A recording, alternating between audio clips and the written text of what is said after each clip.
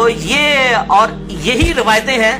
آپ ذرا بخاری میں وہ چیپٹر کھولیں خوارج کے قتل والا 6930 نمبر حدیث سے آنورڈ. اسی میں سیدنا علی خود بھی کہتے ہیں کہ نبی صلی اللہ علیہ وسلم نے فرمایا تھا کہ ایک زمانہ آئے گا ایسے لوگ ظاہر ہوں گے قرآن کثرت سے پڑھیں گے ان کے حلق سے نیچے نہیں اترے گا, لیکن وہ دین سے نکل چکے ہوں گے اور وہ نوجوان لڑکے ہوں گے. اور یہ پکڑ کے یہاں پر جو ہے وہ کچھ دیوبندیوں نے اور بریلویوں نے اور کچھ شیعہ نے میرے اوپر لگا دیا جی جو کہ درس قرآن علی دیتا ہے تو یہ تو مولا علی علیہ السلام نے حدیث روایت کی ہے بخاری میں اور خوارج کے چیپٹر میں ہے. اور میرے بھائیوں وہ تو 1400 سال پہلے آ کے قتل بھی ہو چکے ہیں مولا علی کے ہاتھوں, جو آپ ہمیں بتا رہے ہو, ورنہ تو آپ کے جتنے بزرگ درس قرآن دے رہے ہیں وہ سارے خوارج ہیں. تو وہ پورا چیپٹر تو دیکھیں کن لوگوں کے بارے میں, اور پکڑ کے آج کے لوگوں کے اوپر اس طریقے سے فٹ کر رہے ہوتے ہیں. تو یہ شرم کرنی چاہیے. بہرحال خوارج آج بھی موجود ہے, جو آج بھی خوارج کی نشانی ہوگی کہ مسلمانوں کی تکفیر کریں گے. جو بھی آپ کو یہ کہتا نظر آئے نا کہ فلاں کافر ہے اور وہ کلمہ گو ہو, اہل قبلہ ہو, ختم نبوت کو ماننے والا ہو, اس کے باوجود اسے کافر کہہ رہا ہو, تو آپ سمجھ لیں خارجی ہے. جس میں ٹاپ آف دا لسٹ ہمارے پاکستان میں 2 بہت بڑے مکاتب فکر ہیں. بڑے میں کہہ رہا ہوں مشہور ہونے کی وجہ سے, تعداد تو ان کی بڑی تھوڑی کم ہے. نمبر 1 یہ جماعت المسلمین والے, اور نمبر 2 یہ کیپٹن عثمانی پارٹی برزئی گروپ جو سب کو کافر اور مشرک ڈکلیئر کرتے ہیں. تو یہ آج بھی خوارج موجود ہیں. ہم یہ نہیں کہتے کہ خوارج موجود نہیں ہے, لیکن جو ہے ان کو کہیں نا. اب بریلوی کا دیوبندی کو کہنا, دیوبندی کا اہل حدیث کو, اہل حدیث کا ان کو, شیعہ کا ان کو, ان کا شیعہ کو, یہ تو غلط بات ہے. تو یہ بھائیوں ان 2 احادیث کی میں اب تشریح کروں صحیح بخاری اور صحیح ابن حبان کے حوالے سے, کہ یقیناً کسی مسلمان پر ناحق ایسی کوئی آیت یا حدیث فٹ کرنا جو اس کے بارے میں نہیں ہے, ناحق, یہ خوارج کا طریقہ ہے. لیکن اگر اس میں من و عن وہی برائی پائی جاتی ہے تو پھر وہ اس کے اوپر فٹ ہوگی. کیوں کہ قرآن حکیم رولز کی کتاب ہے, جسے فٹ اسے گفٹ. یہ نہیں ہوگا کہ جی آپ یہ کہہ دیں گے جی یہ کافر کے بارے میں آیا ہے, کافر جو ہے وہ زنا کرے تو وہ مجرم ہے, مسلمان کرے تو کوئی نہیں ہے. کافر جھوٹ بولے تو مجرم ہے, مسلمان کرے تو کوئی نہیں ہے. مسلمان تو بڑا مجرم ہے کہ مان کے بھی ہٹ درمی پہ جو ہے وہ اتر آئے. تو یہ قرآن پاک رولز ہیں, اور اس کے ثبوت میں انشاءاللہ تعالیٰ دلائل بھی پیش کرتا ہوں کہ جسے فٹ اسے گفٹ. قرآن حکیم کی آیات جرنل ہے, جسے فٹ ہوں گی اسے گفٹ کی جائیں گی, اور جنہیں فٹ نہیں ہوں گی ان کو اگر زبردستی گفٹ کریں گے وہ خوارج کا طریقہ ہوگا. اب مثال کے طور پر صحیح مسلم میں حدیث ہے انٹرنیشنل نمبر کے مطابق 246 نمبر, اور مشکات میں 569 نمبر, مسلم میں 246, مشکات میں 569, کہ نبی صلی اللہ علیہ وسلم نے فرمایا کہ بندے کے شرک اور کفر اور ایمان کے درمیان فرق نماز ہے. لیں جی, اب نبی صلی اللہ علیہ وسلم فرما رہے جو نماز نہیں پڑھتا تو اس کے ایمان اور کفر اور شرک کے درمیان فرق ہی نماز ہے.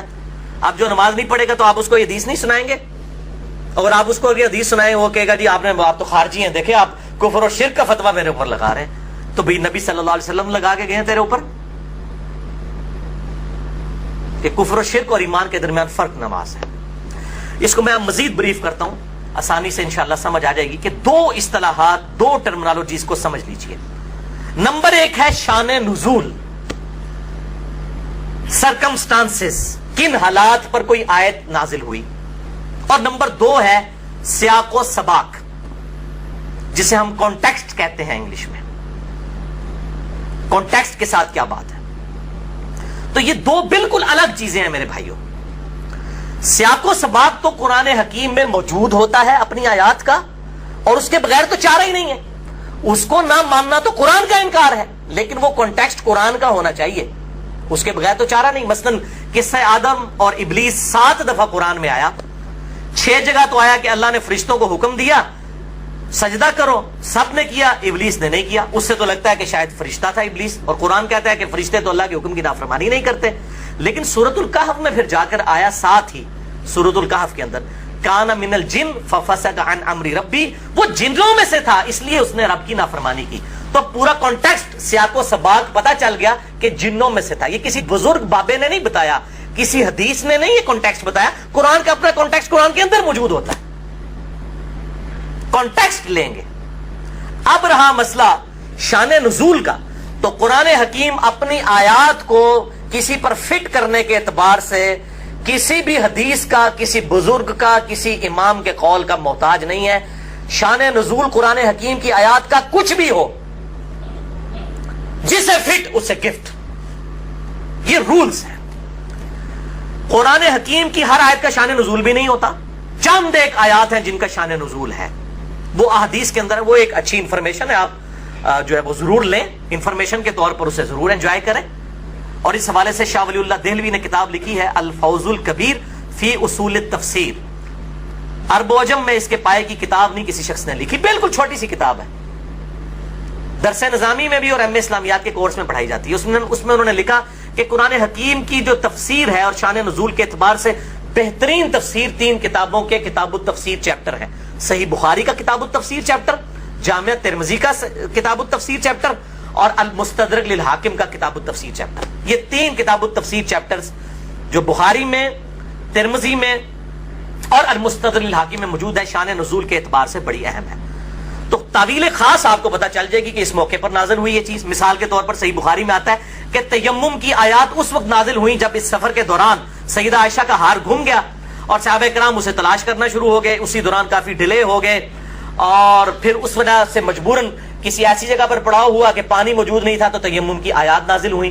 میرے بھائیو، یہ واقعہ کسی کو نہ بھی پتا ہو شان نزول کا، تیمم کا طریقہ جو سورۃ المائدہ کی آیت نمبر 6 میں آیا وہ طریقہ تو وہی رہے گا، اور اس کے سرکمسٹانسز تو وہی رہیں گے۔ اس میں قرآن میں آیا جب تم پانی نہ پاؤ تو تم تیمم کر لو۔ یہ واقعہ سیدہ عائشہ کا اکثر لوگوں کو پتا بھی نہیں ہے، پھر بھی ان کو تیمم کا طریقہ پتا ہے۔ تو یہ شان نزول کا محتاج ہی نہیں ہے قرآن، سیاق و سباق تو قرآن کے اندر موجود ہے، وہ قرآن کے اندر ہی ہے، وہ الگ سے نہیں ہوتا۔ الگ سے جب لیا جاتا تو مولوی اپنا لقمہ قرآن کے منہ میں ڈالنے کی کوشش کرتا ہے۔ تو سیاق و سباق الگ چیز ہے، اس کو کہتے ہیں کانٹیکسٹ۔ شان نزول الگ چیز ہے، اس کو کہتے ہیں سرکمسٹانسز۔